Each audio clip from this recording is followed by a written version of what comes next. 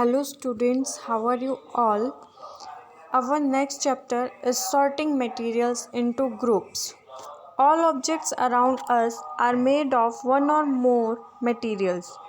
These materials may be glass, metal, plastic, wood, cotton, paper, mud और soil.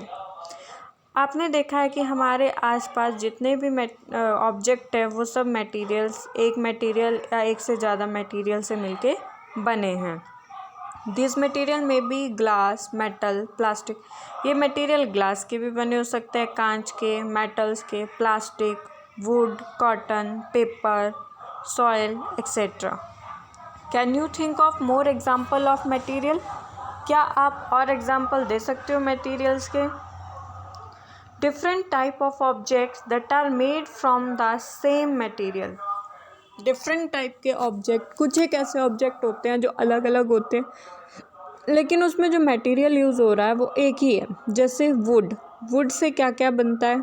अब यहाँ पे आपको टेबल दे रखा है 4.2, उसमें आपको डिफरेंट टाइप के ऑब्जेक्ट्स दे रखे हैं और उनमें जो मटेरियल यूज़ हुआ है. जैसे वुड से हम क्या क्या बना सकते हैं? Chair, table, plug, bullock cart and it's wheels. मतलब वुड से हम इतनी सारी चीज़ें बना सकते हैं लेकिन मटेरियल उसमें सिर्फ एक. जैसे हमारी चेयर हो गई, टेबल हो गया, ये सारे मटेरियल किससे मिलके बन रहे हैं? हमारे वुड से.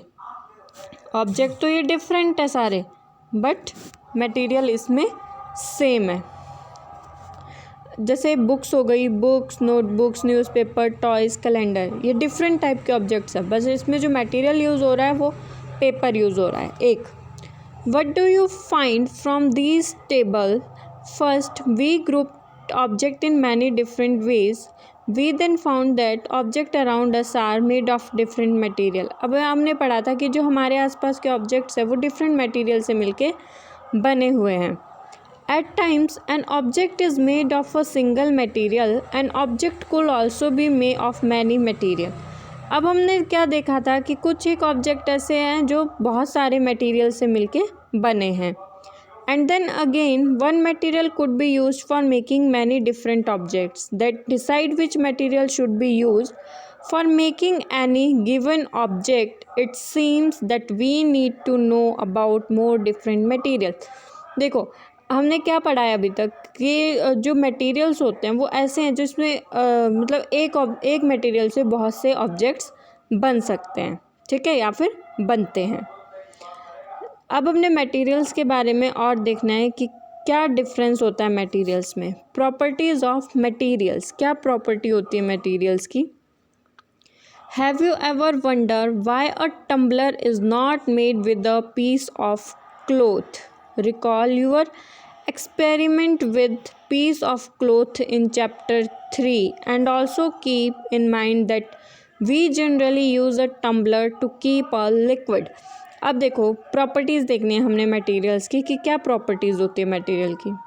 तो क्या आप कभी सोच सकते हो कि एक जो टम्बलर यानी कि ग्लास होता है वो कभी भी कपड़े का क्यों नहीं बना होता है? चैप्टर 3 में हमने देखा है कि जो क्लोथ में अगर हम वाटर को होल्ड करते हैं तो वो उसमें टिक नहीं पाता है, वाटर उसमें होल्ड नहीं हो पाता, वो निकल जाता है, ठीक है, क्योंकि जो क्लोथ में पार्टिकल्स होते हैं मटेरियल के वो बहुत ज़्यादा थोड़े से लूजली अरेंज्ड होते हैं जिसमें कि लिक्विड होल्ड नहीं रह पाता है.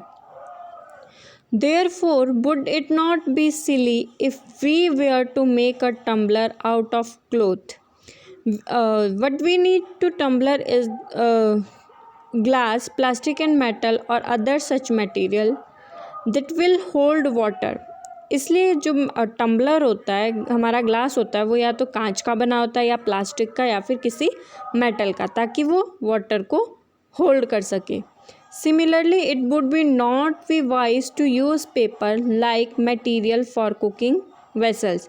वैसे ही जो हमारे कुकिंग वेसल्स होते हैं उनको भी हम क्लोथ से नहीं बना सकते, या फिर जैसे पेपर हो गया, पेपर का यूज़ भी हम इन सब चीज़ों को बनाने के लिए नहीं कर सकते हैं. We see then that we choose a material to make an object depending on its property. इस सब से हमें क्या पता चलता है कि अगर हमें कोई मटेरियल किसी ऑब्जेक्ट को बनाने के लिए यूज़ करना है तो सबसे पहले उसकी प्रॉपर्टीज़ जानना ज़रूरी होता है।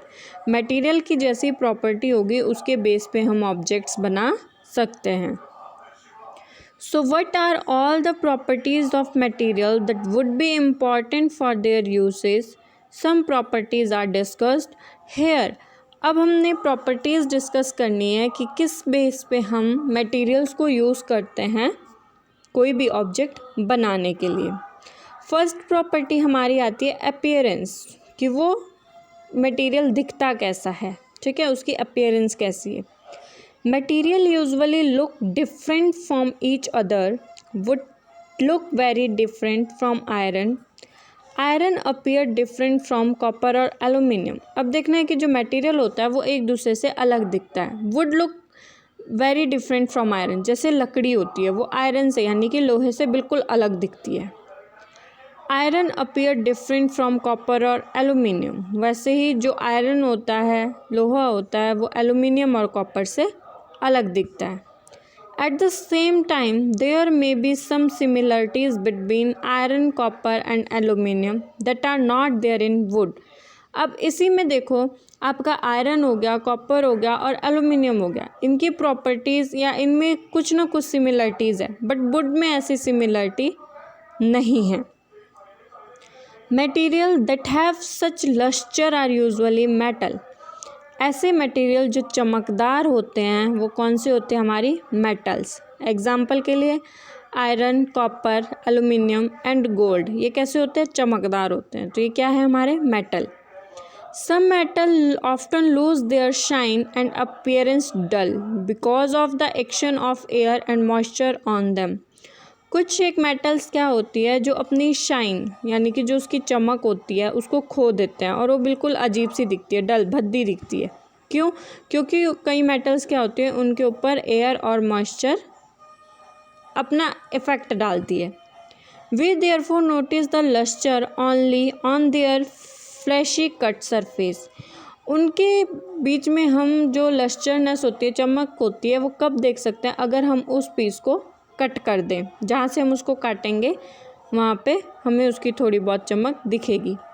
When you visit an ironsmith or a workshop, look out for fleshy cut surface of metal rods to see if they have luster। अब आप किसी लोहार के घर में जाओगे या फिर किसी वर्कशॉप पे जाओगे जहाँ पे आयरन का यानी कि मेटल्स का बहुत ज़्यादा यूज़ होता है, ठीक है, तो जब वो मेटल्स को कट करते हैं तो आप उसकी फ्रेश लेयर जो दिखती है, कटी हुई फ्रेश लेयर, वो बहुत ज़्यादा चमकदार होती है, ठीक है। तो वो जो भी चमकीली चीज़ें होती है वो क्या होती है? हमारी मेटल्स। नेक्स्ट प्रॉपर्टी आती है हार्डनेस, ठीक है। ये सारी हमारी अपीयरेंस है, प्रॉपर्टीज़ है मटेरियल की। सबसे पहले आती है अपीयरेंस कि वो दिखती कैसी है, शाइनी है या फिर डल है। उसके बाद आता है हार्डनेस कि वो कितनी हार्ड है। When you press different material with your hand, some of them may be hard to compress while other can be easily compressed. Take a metal key and try to stretch with it. अब आप कैसे पता लगा सकते हो कि कोई object hard है या सॉफ्ट है? अब आपने क्या करना है कि कोई भी एक ऑब्जेक्ट ले लेना है, ठीक है। जैसे कोई भी मेटल की कोई चीज़ ले ली, मेटल की कोई चाबी ले ली, एक चाबी हमने ले ली एग्जाम्पल के लिए, उसको आपने स्क्रैच करके देखना है, खुरच के देखना है। If the surface of a piece of wood, aluminium, a piece or stone, a nail, candle, chalk and any other material or object. किस पे रगड़ना है आपने? किसी या तो लकड़ी पे, जो भी आपने मेटल की चाबी ली है, लकड़ी पे, एल्यूमिनियम पे, स्टोन के ऊपर, या फिर कोई चॉक हो गया, नेल हो गया, नेल यानी कि लोहे की कील, मेटल नेल, ठीक है। You can easily scratch some material while some can not be scratch so easily. आप क्या देखोगे कि कुछ मटेरियल कैसा है जिन्हें आप इजीली स्क्रैच कर सकते हो, खुरच सकते हो, ठीक है, और कुछ ऐसा है जिन्हें आप इजीली स्क्रैच नहीं कर सकते। Material which can be compressed or stretch easily are called soft. ऐसे मटेरियल जिन्हें हम इजीली स्क्रैच कर सकते हैं, ठीक है, या फिर इजीली कंप्रेस दबा सकते हैं, वो हमारे सॉफ्ट मटेरियल होते हैं। Well some other material which are difficult to compressed are called hard. और जो मटेरियल्स हम इजीली स्क्रैच ना कर सके या फिर उन्हें कंप्रेस दबा ना सके तो वो कैसे होते हैं, hard material. For example cotton or sponge is soft while iron is hard. Example के लिए जैसे कॉटन हो गया, स्पंज हो गया, ये कैसे होते हैं, सॉफ्ट होते हैं, इन्हें हम इजीली कंप्रेस कर सकते हैं। एंड जो आयरन्स होते हैं वो कैसे होते हैं, हार्ड, आयरन लोहा हार्ड होता है। इन appearance metal can have different properties like lustre, hardness. ठीक है, अपीयरेंस के बेस पे हमें क्या पता चलता है कि जो मेटल्स होती है उन कैसी दिखती है, वो डिफरेंट प्रॉपर्टी होती है, जैसे लस्चर चमकीली होती है, हार्ड होती है, ठीक है, स्मूथ होती है, रफ होती है। Can you think of other property this describe the appearance of a metal. अब हमने कोई और प्रॉपर्टी देखनी है जिसकी वजह से हम मेटल की अपीयरेंस के बारे में बता सकते हैं। तो और क्या होती है प्रॉपर्टी, सॉल्यूबल और इनसॉल्यूबल, कि कितनी वो डिज़ोल्व हो सकती है किसी या नहीं हो सकती है dissolve. Collect sample of some solid substance such as sugar, salt, chalk powder and sawdust. Take 5 glass or beakers. Fill each of them out to third with water and add small amount of sugar to the first glass, salt to be second, and similarly add small amount of other substance into the other glasses. आपने क्या करना है, या तो glass लेने हैं या कोई बीकर, उसमें आपने क्या डालना है, थोड़ा थोड़ा चीनी, नमक और कोई और ऑब्जेक्ट आप उसमें ऐड कर सकते हो। आपने उनको क्या करना है, फिर घोलना है। Stir the contents of each of them with a spoon. हर एक कंटेंट को आपने चम्मच से थोड़ा थोड़ा हिलाना है। Observe that happens to the substance added to water. Note your observation as shown in table 4.3। जैसे आपको टेबल पे दे रखा है डिफरेंट टाइप के substance, salt, sugar, sand, chalk powder, sawdust, और फिर उसको क्या देखना है आपने कि वाटर में वो डिसअपियर होता है कौन सा सब्सटेंस जो प्रॉपरली डिसअपियर होता है या नहीं। अब जैसे सॉल्ट है, सॉल्ट को हम पानी में घोलेंगे तो इजीली वो डिसअपियर हो जाएगा।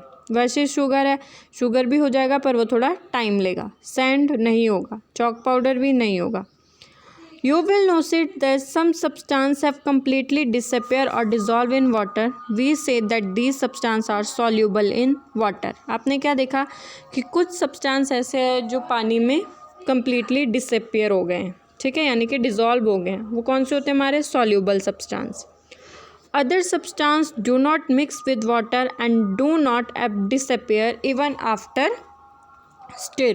और कुछ सब्सटेंस कैसे थे जो मिक्स नहीं हुए, ठीक है, लॉन्ग टाइम तक डिज़ोल्व नहीं हुए। This substance are insoluble in water. वो सब्सटेंस कैसे, इनसॉल्यूबल।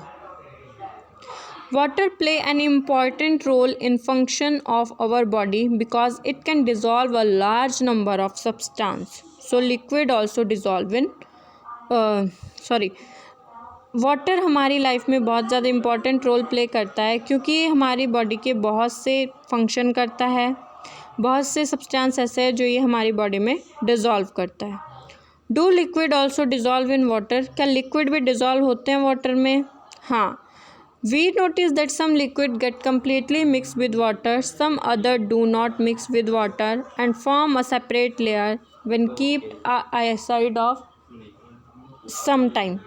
अब देखो कुछ एक लिक्विड क्या होते हैं जो वाटर में बिल्कुल डिज़ोल्व हो जाते हैं, जैसे लेमन जूस हो गया, ठीक है, और कुछ क्या होते हैं वाटर में डिज़ोल्व नहीं होते हैं, ये वाटर के ऊपर फ्लोट करते हैं और अलग से एक लेयर बना लेते हैं। एग्जाम्पल के लिए oil, fats etcetera.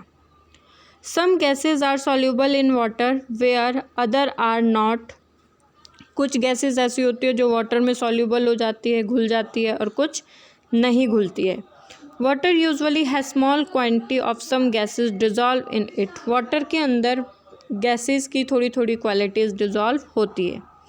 For example oxygen gas dissolve in water is very important for the survival of animal and plant that live in water. Example के लिए ऑक्सीजन गैस एक ऐसा एग्जाम्पल है जो वाटर में डिज़ोल्व रहता है, ठीक है, और जो भी वाटर के एनिमल और प्लांट होते हैं उनके लिए सर्वाइवल का काम करता है।